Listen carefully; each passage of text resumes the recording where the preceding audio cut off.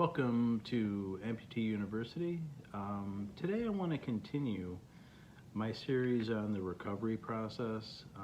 So far I've talked about step one, heal and just get home. I think that's your priority. Step two, understand what you can and cannot do, and also understand what modifications you might have to do to your house, and navigating through those changes. Step three was the whole, you're probably going to feel frustrated at some point. You're probably going to be a little angry, perhaps, depending on, the situation. And everybody comes home and feels a little bit different, I suppose. But regardless, you've lost something. You lost something that you used to have, and your life is, without question, more difficult. So step three was talking about dealing with some of those frustrations and trying to avoid getting into that rut of, just possibly depression and or just not moving forward like, you might want to. So step four, I want to talk about, the recovery process where you're moving along, you've adjusted to your house, you're healing, and now you're probably considering and or talking to your doctor about a prosthetic device. So let's tackle that first. A prosthetic device can be a life-changing situation. So for me, at this point, after 35 years, I really don't like being on crutches. I have a great prosthetist, probably one of the best guys in the country, John Tayo, Syracuse Prosthetic Center. And these guys are so good at making sockets. I don't mind being in my prosthetic device all day. I'm comfortable. Sometimes I'm hot, and that usual stuff, but very rarely do I feel like I'm hurting or I'm sore or I just can't be in my socket. So for me, I love having my hands. I do so many things with my hands, projects around the house, just stuff around the house, even vacuuming. To do that on crutches, I like to be as productive as possible, and I just personally, I feel like I need my hands. I do talk to some hip dysarthrics who prefer to be on crutches, and that's a personal choice. But for me, I just feel like I need my hands. Even like, for example, I have an older dog who in the morning, he's also blind. We have to get him downstairs, and believe it or not, I've crutched him with him in my arms downstairs, and that's clearly not safe. I hate doing that. So if I have my prosthetic device, I don't feel like I'm disabled. I just carry him downstairs. It might be a little bit harder than everybody else, but it's totally fine for me. So getting a prosthetic can make a big difference in terms of your independence and the amount or the ease in which you can do things because you have your hands. Now you can carry things. So when it comes to picking a prosthetist, it's like anything else. It's like a mechanic or a doctor or a landscaper or a contractor. You have to do your homework, I believe, on this. And some of you are going to be enticed by the big name companies, which I don't want to say out loud. But some of these big name companies try to draw you in with their name, and they're not that good. They're not great at making sockets.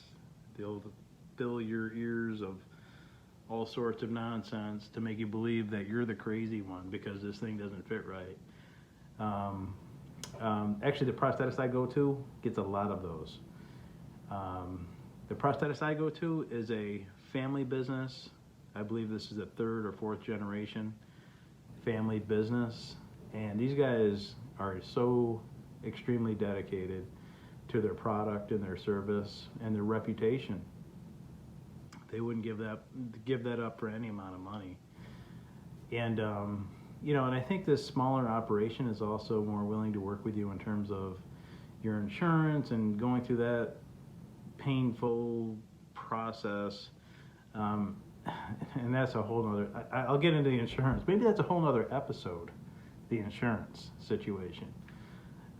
Let's just stick with the prosthetics. That might be my next episode. But my prosthetist, John Tayo, and his family, and the guys and ladies he has in that business are fabulous. So really do your homework. And I would I'm not going to say shy away from the big name companies, but don't get like false hope because they're a big name company that's going to be the greatest thing ever. That quite possibly is not true. What I would love to do, if it's possible, and it's not going to be today, and it's not going to be tomorrow, and it's not going to be next month, but the good ones know who the good ones are. And I would love to get at least a list together of referred prosthetists, like one in each state. I think that'd be fabulous. Like even if you knew you had one great one to go to in your state, you would be willing to drive there. And I think it'd be worth it to drive there if you got, you know, what you needed in terms of a socket and the proper technology. And, you know, for some people, the latest and greatest and best in terms of performance technology might not be for everybody. For me, I want the latest and greatest, but if you're, you know, less active or you're getting a little older, like some point I'm going to be there. I'm not going to need the not that I have a blade, but you know, I mean, the super, you know, athletically designed components. You know, that's another consideration. You have to have someone, a prosthetist, who understands you, understands your needs, and is going to do the right thing for you and not necessarily make the most money. And that's another thing about the company I work with. It's about you, it's not about the money. You know, they could sell you the $80,000 computerized knee every single time, but they know that's not appropriate, so they don't do it. It's for them, it's not all about money. So again, what I did, and I recommend this too, is before you commit to a prosthetist, go in and just get a vibe for the place. Like what I did was, when I moved to this area, what I did was, true story, this is back when we had a phone book. I went through the phone book and I saw this company that only did prosthetics. I'm like, if they specialize in this, they must know what they're doing. So I went down there and I did like a 30-minute conversation with the owner, John Tayo, and it was a fabulous conversation. I got the vibe that this guy was in it for the right reasons, and I felt like he was going to put me in the right situation. So I went in feeling good, like this is the guy. And I think you're going to know it when you get in there. And like I say, you know, talking to him beforehand before you commit to buying something or, you know, getting something, having that conversation is invaluable. And if you don't feel good about it, I would leave and keep looking. You know, hopefully there's somebody else in your area. So, you know, at this point, also, your residual limb is probably changing a little bit. Hopefully it's healed or close to it.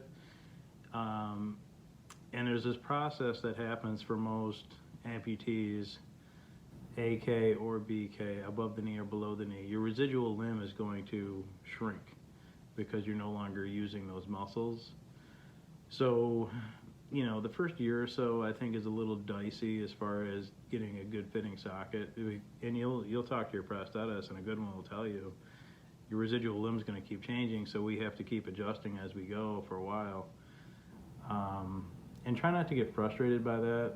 For some of you who want to get back up on your feet, that might be a little frustrating, but understand it's a process.